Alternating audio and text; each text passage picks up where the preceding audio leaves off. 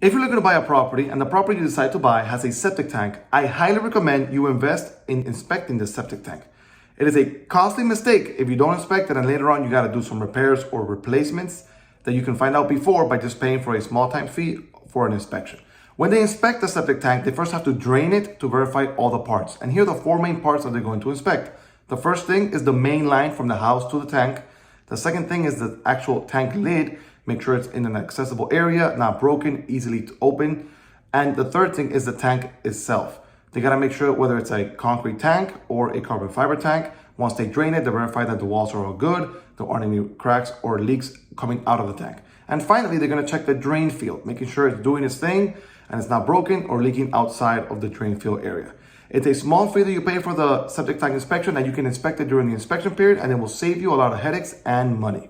But if you have any further questions, don't hesitate to reach out. My name is Bryan Roach, your real estate agent here in Miami, Florida. I'll see you next time.